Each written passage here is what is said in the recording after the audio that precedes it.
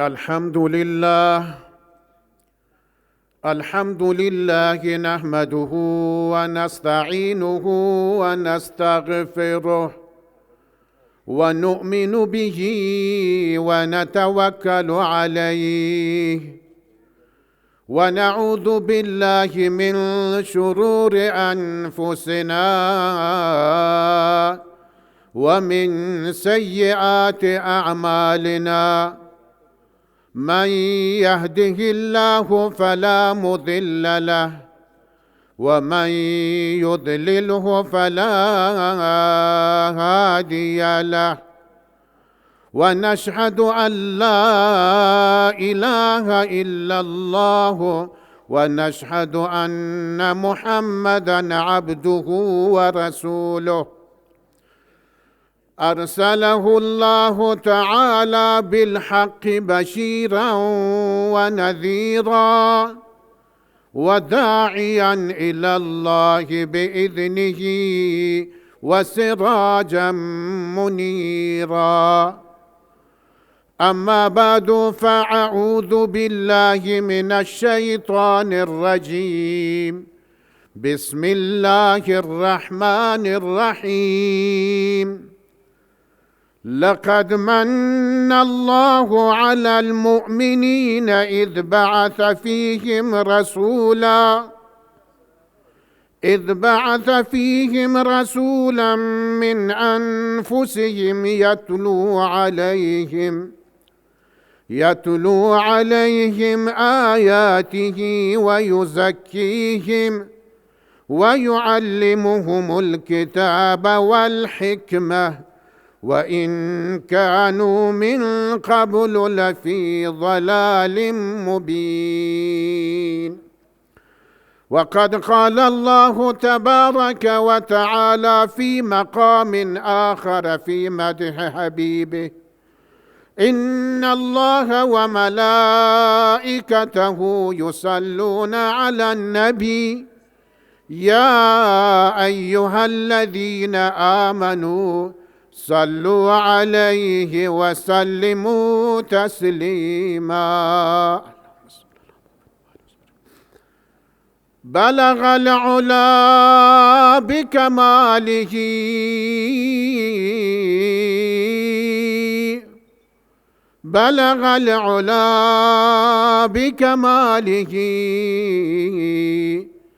كشف التجى بجماله حسنت جميع خصاله صلوا عليه وآله. محمد بشر وليس كالبشر، محمد بشر وليس كالبشر،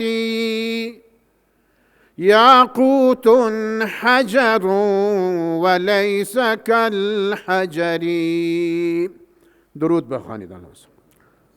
اللهم صل على محمد وآله وصحبه اجمعین. اما بعد، حضار گرامی، از سخنان بسیار ارزشمند همکار محترم و سرور گرامی جناب مولانا بدری حفظه الله کمال استفاده را بردید. غالباً دوست داشتم که همه ما از سخنان ایشان استفاده می کردیم، اما چون برنامه بر همین بود که باید در دفعه بعد ما هم در خدمت شما باشیم تا لحظاتی که حضرت شیخ الاسلام حفظه الله تشریف می آورد کلماتی چند در خدمت شما عرض خواهم کرد.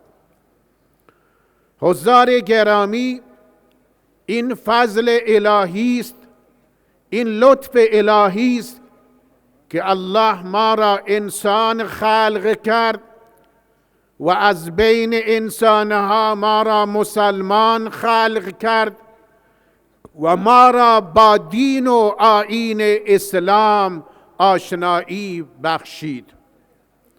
ماه ربیع الاول هست، ماهی است که در این ماه افضل الرسل و افضلین انسان در این ماه به دنیا می آید و متولد می شود. ماهی است که الله تعالی احسان خود، کرم خود، لطف خود را بر این بندگان ارزش می دارد.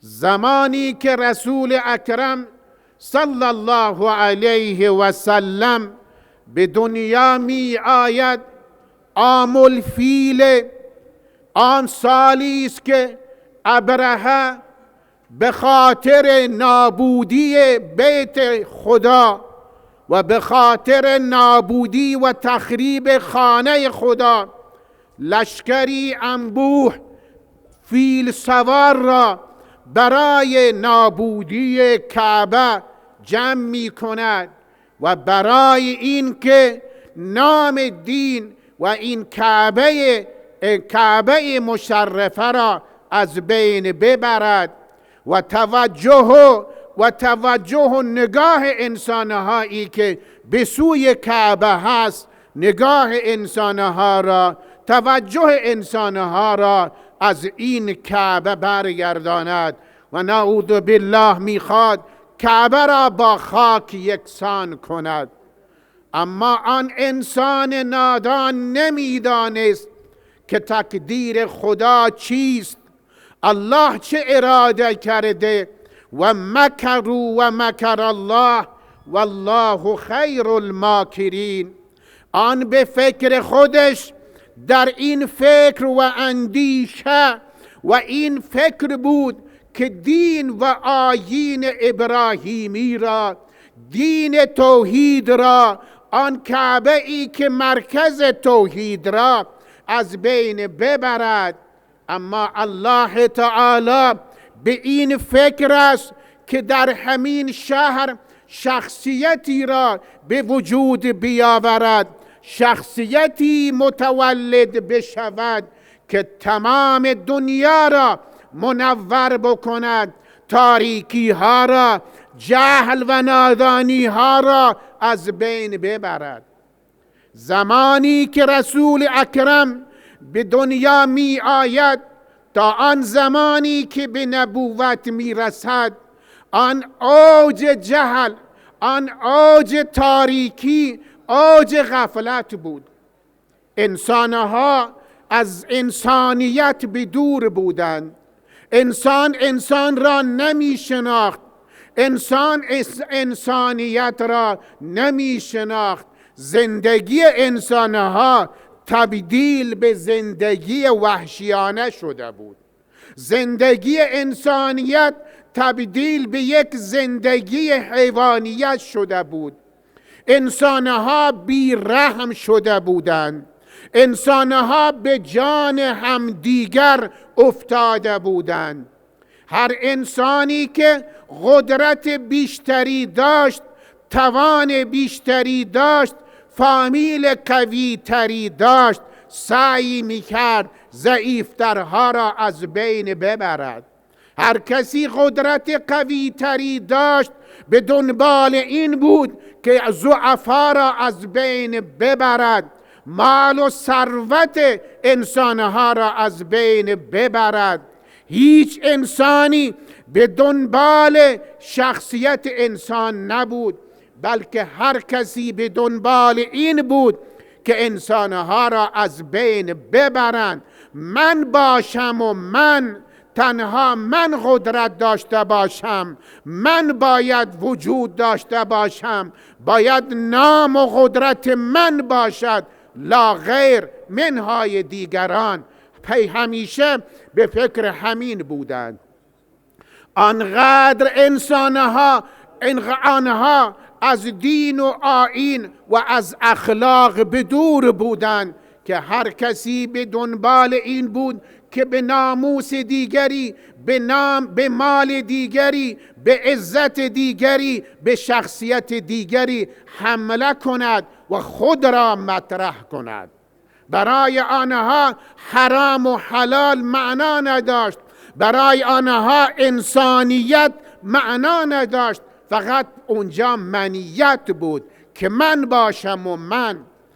حتی آنقدر انسانها بیرحم شده بودند که حتی بر اولاد خودشون، بر دختران خودشون هم رحم نمی کردند.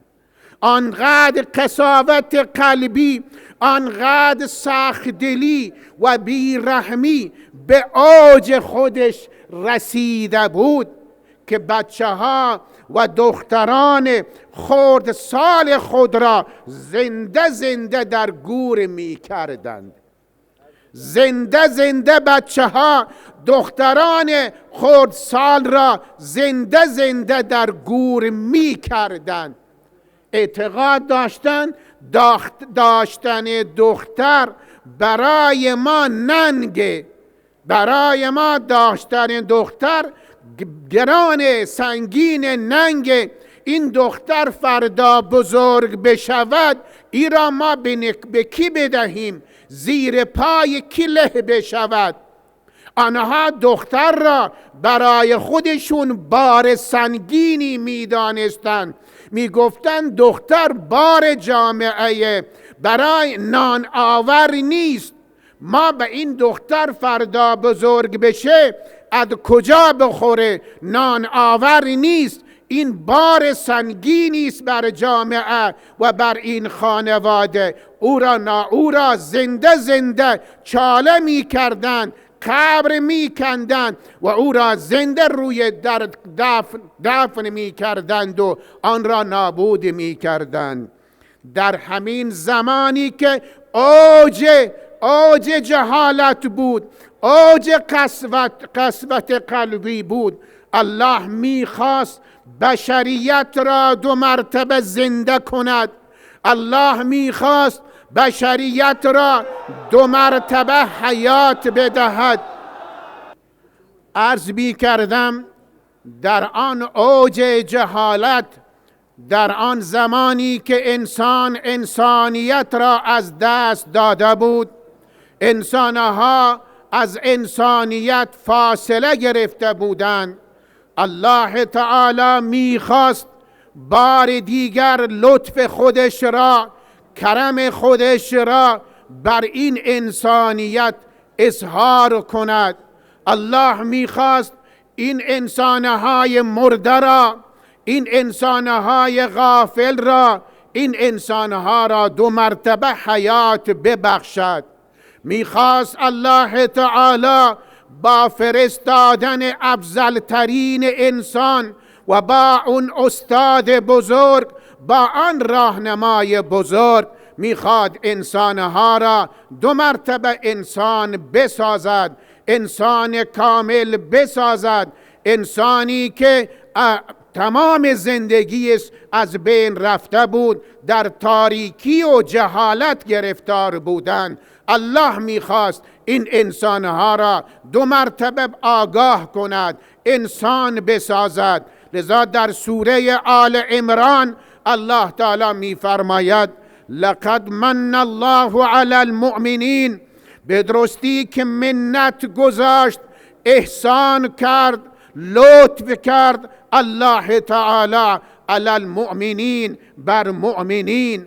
اذ بعث فیهم رسولا من انفسهم، آنگاهی که فرستاد الله تعالی در بین این انسانها رسولا من انفسهم، یک رسولی، یک پیغمبری، یک نبیی بفرستد من انفسهم، از نفس آنها، از جنس آنها، همانطور که آنها انسانند، از جنس انسانیت، از جنس بشریت. الله میخواست رسولی بفرستد تا لطف خودش را و کرم خودش را و منتش را بر این انسانها آشکار بکند. الان وظیفه این پیغمبر چی بود؟ یتلو علیهم آیاته، تا این که تلاوت بکند، بخواند این پیغمبر آیات الهی را. قرآنی الله میخواست کتابی دستورالعملی کتاب آسمانی نازل کند و برای تعلیم این کتاب استاذ و معلم لازم بود. لذا همراه کتاب، همراه فرستادن قرآن، الله پیغمبرش را به عنوان استاد و به عنوان معلم او را هم فرستاد که یعلمهم الکتاب، که وظیفه پیغمبر این بود که تعلیم بدهد، درس بدهد این انسانهای جاهل را، این انسانهای غافل را، این انسانی که انسانیت را فراموش کرده، آنها را تعلیم بدهد، کتاب را یعنی قرآن مجید را تعلیم بدهد. اون مطالب و مفاهیم و احکامی که الله برای انسانها در نظر گرفته بود در کتاب خودش میخواست اینها را به وسیله پیغمبر بیان کند. و یزکیهم، الله میخواست به وسیله هم قرآن و هم رسول خودش، یزکیهم، اینها را تزکیه کند. آن اخلاق رذیله، اخلاق پست، اعمال ناشایسته‌ای که در وجود آنها خواهی نخواهی ایجاد شده بود، به سبب اینکه انبیا، بعثت انبیا فاصله گرفته بود. بیش از 700 سال از بعثت انبیا گذشته بود، از بعثت حضرت عیسی علیه السلام گذشته بود. مردم نسبت به دین، نسبت به توحید، نسبت به اخلاق، نسبت به کردار آنها ناآگاه بودند، غافل بودند. الله تعالی منت گذاشت، احسان کرد، کرمش را ظاهر کرد برای هدایت اینها، برای ساختن این انسان. الله تعالی رسولی، پیغمبری از جنس اینها فرستاد. حکمت چی بود؟ تا این که انسانها راحت به راحتی بتوانند حرف خود را با این پیغمبر در میان بگذارند، تا این که آن پیغمبر مشکلات آنها را چون بشر مشکلات انسانها را دریابد که منم انسانم، من نیاز به ازدواج دارم. برای آنها، برای انسانها نحوه ازدواج، نحوه زندگی را تعلیم بدهد. انسان نیاز به خوردن و خوابیدن دارد. الله تعالی نبیش را بشر خلق کرد تا این که نیازهای بشر را بداند.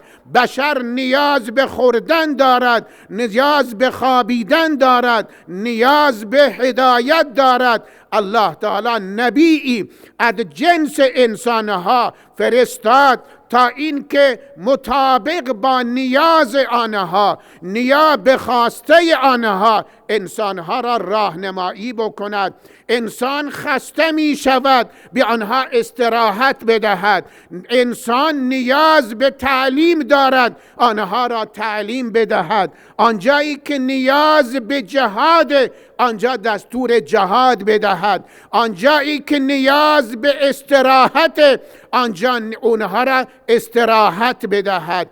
اگر به جای انسان و بشر الله اگر جنی را، اگر ملائکه را، آن را نبی می فرستاد، برای انسان مشکل بود، چون اون جنسیت آن و خلقت آن با خلقت و پیدایش انسان فرق می کرد. ملائکه هرگز خسته نمی شود، ملائکه هرگز نیاز به خوردن ندارد، ملائکه نیاز به خوابیدن ندارد، ملائکه نیاز به ازدواج ندارد، اما انسان نیاز به خوردن دارد.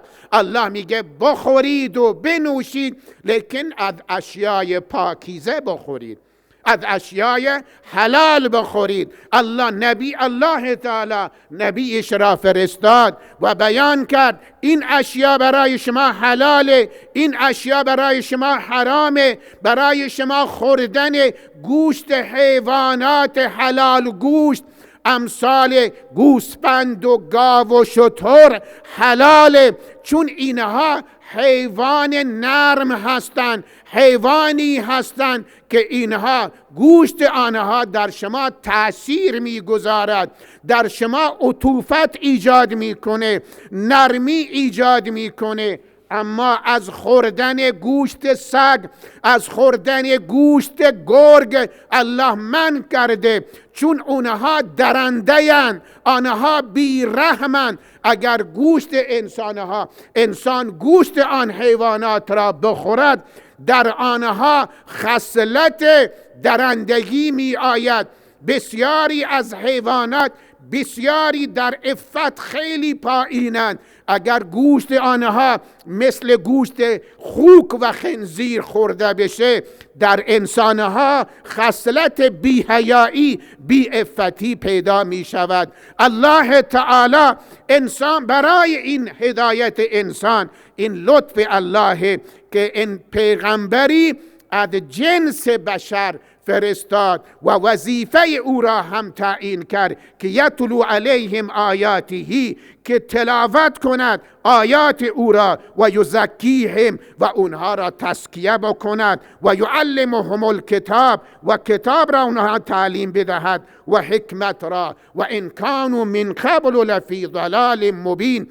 گرچه اینها قبل از نزول قرآن، قبل از بعثت نبی اکرم در یک گمراهی و تاریکی آشکاری بودند، همه میدانستند که ما گمراهیم، ولی راه هدایت، راه نجات، راه درست را بلد نبودند. یکی از اون تعلیماتی که پیغمبر برای این امت داد، بدترین عملی که این امت گرفتار بودند ظلم بود، خونخواری بود، ریختن خون همدیگر بود. بدترین اونها عادت همین بود.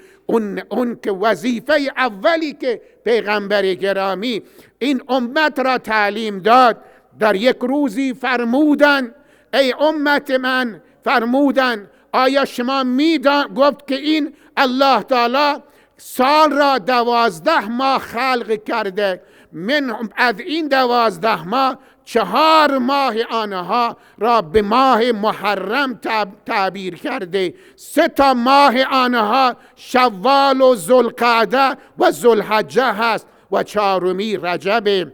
فرمود آیا شما میدانید که این چه روزی این چه ماهی است؟ صحابه گفتن الله و رسولش بهتر میدانه. گفت آیا شما میدانید که این چه روزی هست؟ صحابه گفتن که الله و رسولش بهتر میداند. فرمودن این ماه حرامه و این روز عید، روز یوم النحر هست. فرمود الله تعالی حرام کرده دماءکم و اموالکم و اعراضکم علیکم کما که یومکم هذا. فرمود متوجه باشید که الله تعالی همینطور که این روز را محرم قرار داده، آبروی شما را، خون شما را، مال شما را بر یک دیگر حرام قرار داده، مانند حرام بودن این روز. لذا خون همدیگر را نریزید، به جان همدیگر نیفتید، به آبروی همدیگر تعرض نکنید و عزت و احترام همدیگر را بدانید. و ما علینا الا البلاغ المبین.